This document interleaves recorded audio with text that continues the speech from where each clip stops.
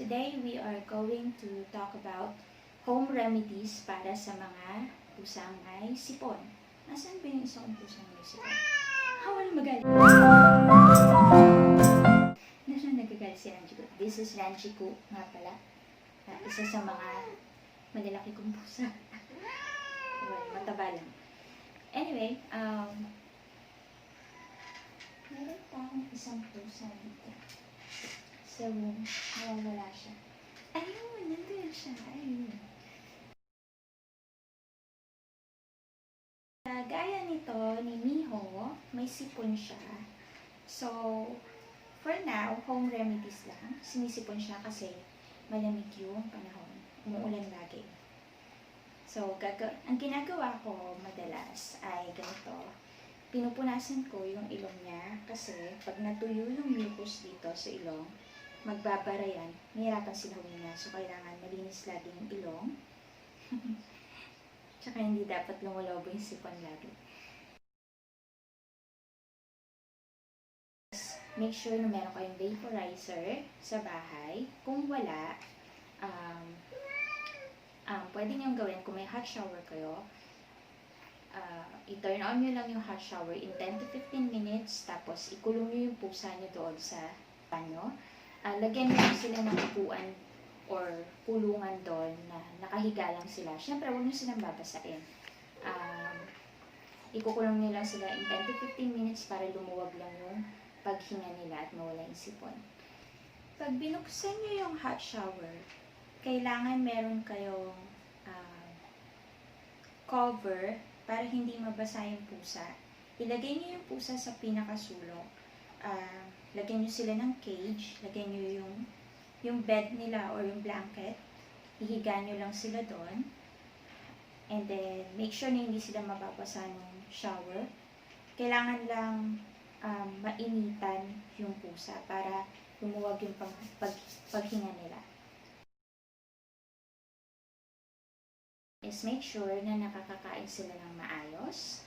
Siyempre, ayaw natin na humina yung pakiramdam nila kapag may sipon. So, make sure na healthy pa rin yung cats niya at nakakakain ng maayos.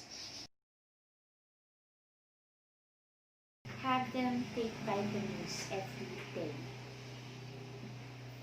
Importante kasi na nakakain din sila ng vitamins. Ayan, may sipon siya. So, para din silang tao, para din silang baby na kailangan may maintenance ng vitamins para hindi sila magkasakit. Vitamin C is very important to be taken by cats kasi nakakapag-boost ng immune system nila yon at nakakaiwas sa mga virus. What else? I think yun lang ang home remedies na ginagawa ko based on my experience sa pag-aalaga ng cats for years now.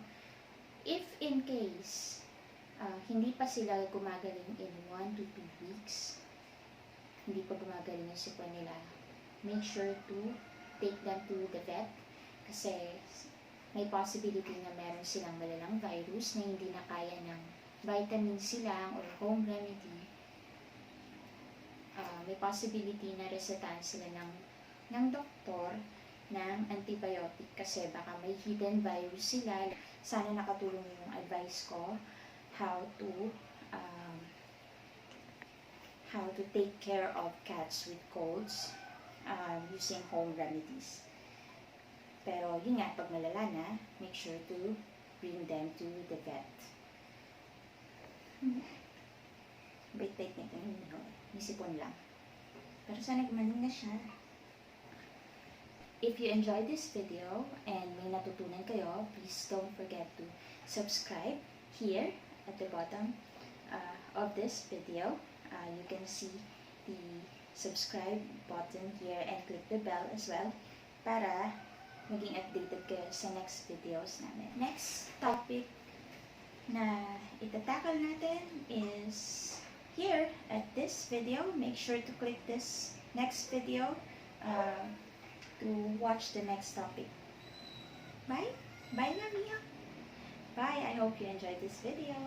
Bye, everyone!